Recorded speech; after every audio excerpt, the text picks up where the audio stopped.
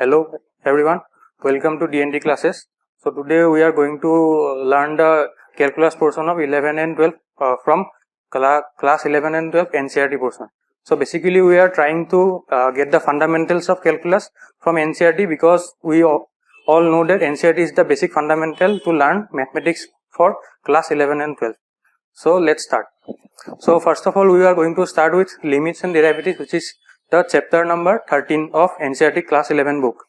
So basically we are going to start with the concept of limits. So basically concept of limits is the basic fundamental block to before learning calculus. So now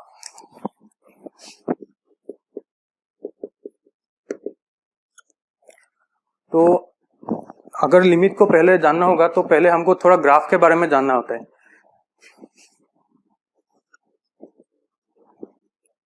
Let's suppose this is an xy plane, Cartesian plane, and here I suppose draw any random curve which have some basic equation, but I will just denote it with y of fx. This means that y is a function of x. So the concept of limits is such that let's suppose there is a point at x equal to a, and let's denote it with x equal to a. So the basic fundamental of limits is that we need to find the value of this function y equal to fx at the point x equal to a. So let's suppose I draw a perpendicular on this x-axis line and I denote it with a dotted line. Now this imaginary line, that is x equal to a, will cut this function, that is y equal to fx, at a point. Let's suppose this point is a. Now the concept of limits is such that we need to find the exact value of function of fx at x equal to a. Now we can think that, let's suppose take an example like fx equal to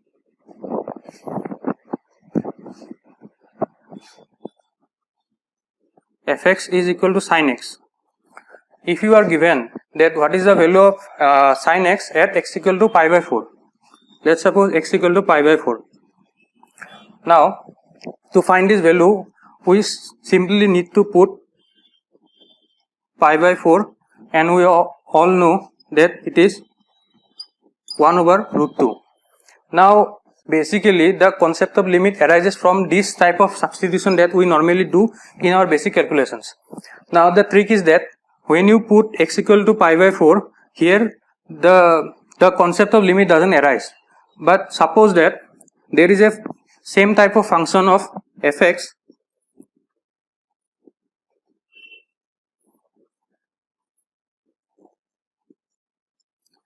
this is the modified function.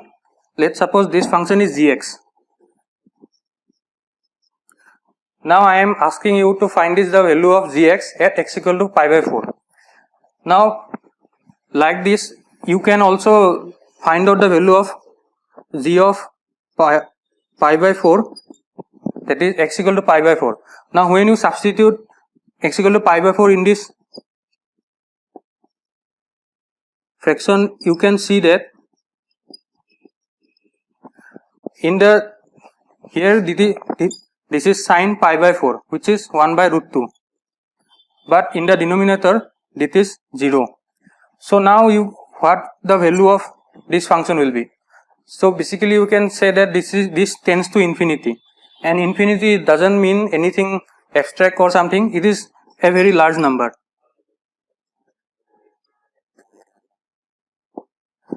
Now you can tell me that what is the basic difference between this f of fx equal to sin x and gx equal to sin x divided by x minus pi by 4. Now I can give you another example. Let's suppose another function we will take hx, which is sin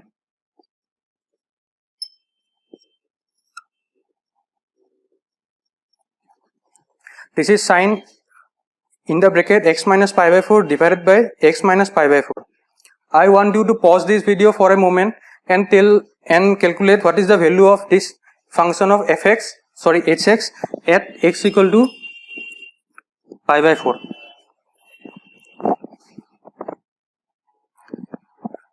Now I think that you have already solved this equation.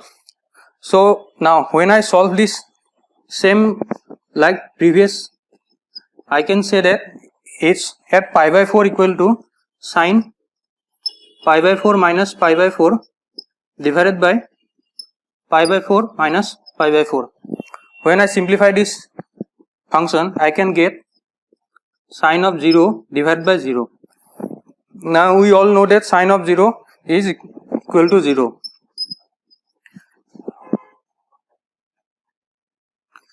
Now what will you write in this? Now you can you write infinity, or can you write 0 or any other value?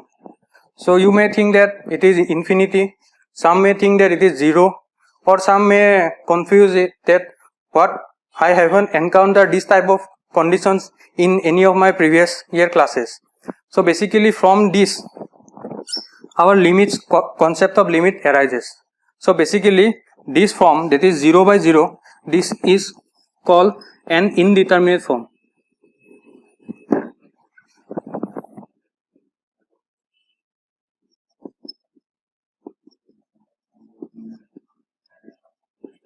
This is called an indeterminate form. So basically you cannot write like infinity or 0 or anything like. Just like we write in previous case, this is not an indeterminate form.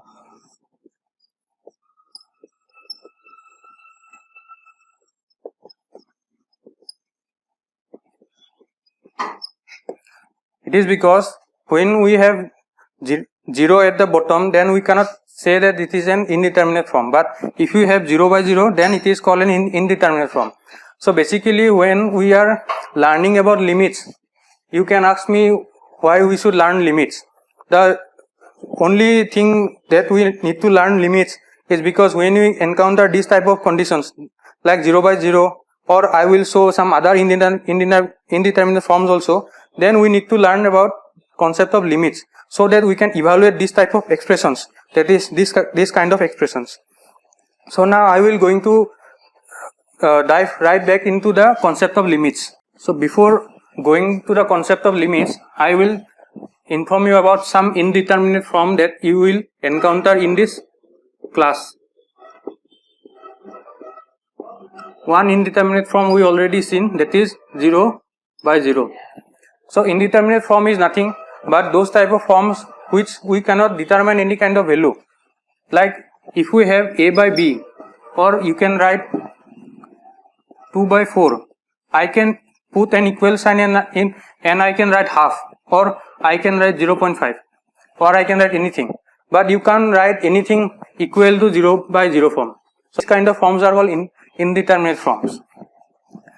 Similarly, there are some other forms also, like infinity by infinity. These two are most basic and most commonly encountered forms in your class 11 limit chapter. Similarly, there are 1 by infinity, 1 to the power infinity. Then you can have 0 by 0 into infinity, and there are many more. So you need to learn about this type of indeterminate forms, and you will encounter this kind of indeterminate forms when we solve problems also, and then you can determine whether we should apply the concept of limit in this type of questions, or we can solve it like I have solved some examples in previous examples. So the basic formula of limit is that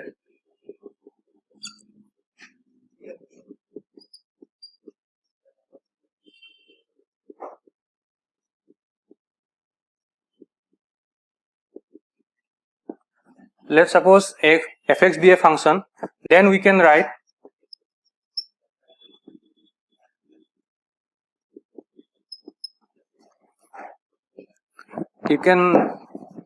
limit like lt x tends to a fx equal to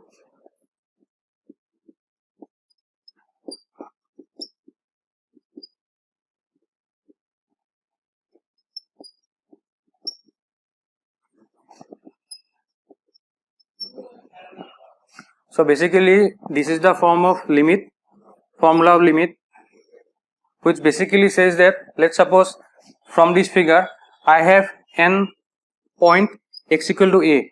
So basically when we try to define a limit of this function fx, then we need to evaluate this function fx at the neighborhood of a. So what I mean by neighborhood of a is that you have to put a small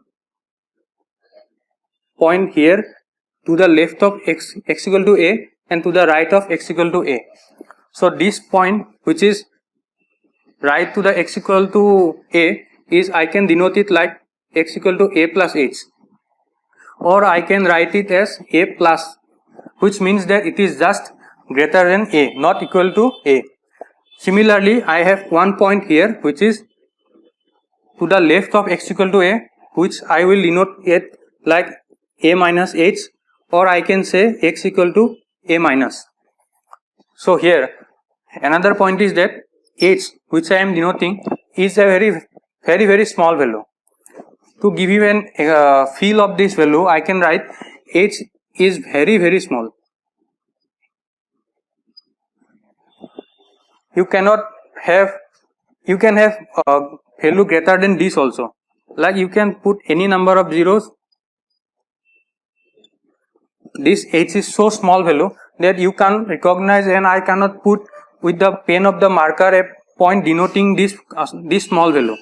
So in the enlarged picture, this point will be x equal to a, this is x plus h, and this is x minus h. So this is an enlarged view, but in reality you need to keep in mind that h is very small. It is so small that you can't put your pen also, because when you see your pen, which is around diameter 0.5 mm, this is, if you are putting it in mm also, then you can compare how small this h value is. You cannot put so small value with the help of a pen or marker or anything. So the concept is that x equal to a is a point, and to the left of x equal to a and to the right of x equal to a, we have two point x equal to a plus h and x equal to a minus h. So basically, to define a limit, we have to see the functional value of fx at x equal to a minus h, then x equal to a plus h, and then we have to evaluate this function exactly at x equal to a. Then if these three all are equal, then we can say that this fx function is tends to have a limit at x equal to a. So now if you want to see some examples where limit doesn't arises or doesn't have any limit, you can see an example.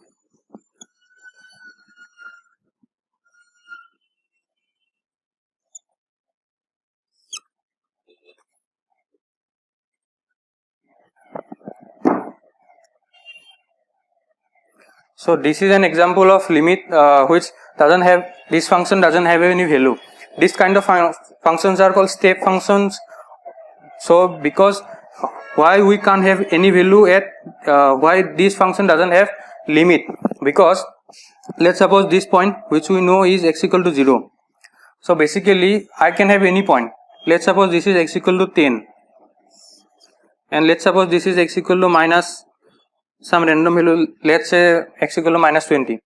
So if I want to have some functional value of any function at x equal to minus 20, what I need to have is that I have to draw a perpendicular which cut this function, and this point denotes functional value at f equal to minus 20. Similarly, I can get here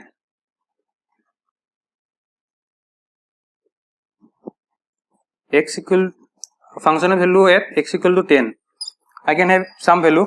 So now when we see 0 point, I have two types of value. Similarly, if I put this is as x equal to 10 and this is x equal to suppose minus 10. Sorry, this is y equal to minus 10 and this is y equal to 10.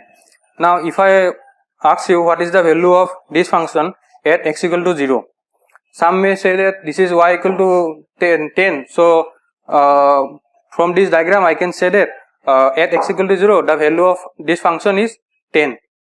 Some may say that no, this is x equal to 0 and this is another function, so I have y equal to minus 10 here, so this function will have minus 10 value.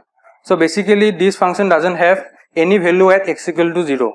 So when we say that the function doesn't have any limit at x equal to 0, we can say that at x equal to 0 this function doesn't have any value. You cannot write at x equal to 0 I have 10 or minus 10 or such anything like that.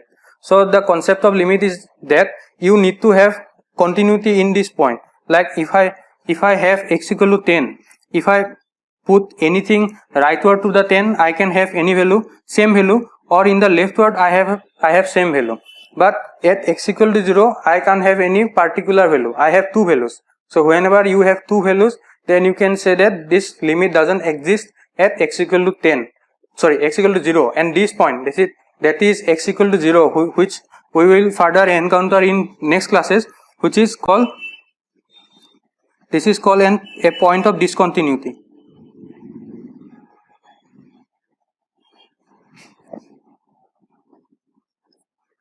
So this is the concept of limit.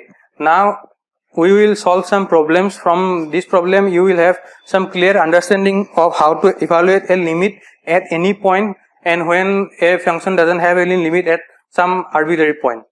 So we will solve some numericals from now on.